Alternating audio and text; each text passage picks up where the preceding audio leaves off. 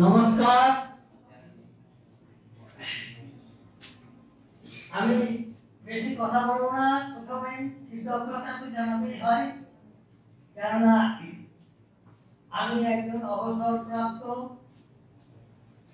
এখানে অধ্যাপনা করেছি বহু বছর, আর খুবই কৃতজ্ঞ যে আমাকে এত বছর কর্মজীবনের অবসানের পরেও এরা আমাদের মনে রেখেছেন এবং আমাদের সংস্কৃত কবিতা পাঠের সুযোগ করে দিচ্ছেন। তার জন্য আমি ওই অসংখ্য কবি সমাজ এবং আমাদের আসামিক বিভাগ যেটা, তার বিশেষত সঙ্গীতা ম্যাডাম, তাকে আমি কৃতজ্ঞতা জানিয়ে আমি আমার সংস্কৃত কবিতা শুরু করছি।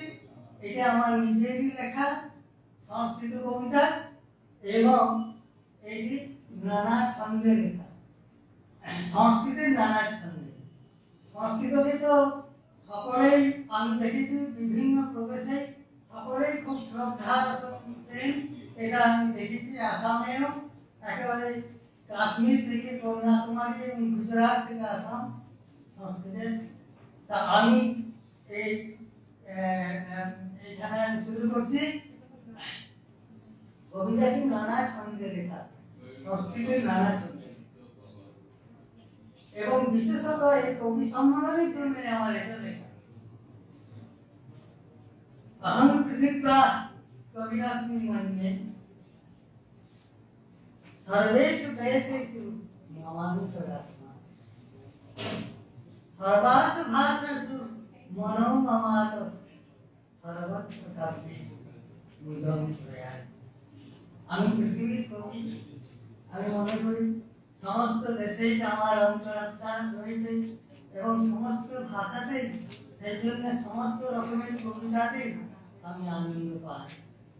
সর্বেভ্য এবাত্র নমঃ কবিভ্যো নানা প্রদেশাগত সজ্জনেভ্য ভাষা বিভিন্ন হৃদয়ন্ত অভিন্ন এতদ বিচিন্তাস্তে সুখ প্রদীপ। সমস্ত কবিদের নমস্কার।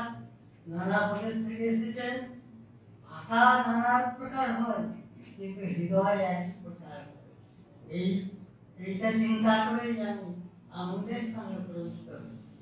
ইন্দ্রবত এখন বন্ধা উজ্জীয়ন্তে নবশিব্যাকা সৌগতে বৃক্ষরায় দৌদুল্যন্তে পবনবহনা স্নিগ্ধরম্যানত বিদ্যাকাশে বিহরণরত মুক্তমোক্ষ বিহঙ্গ সমৃদ্ধহং ব্রহ্মচমন সাম্প্রদায় নিজাত।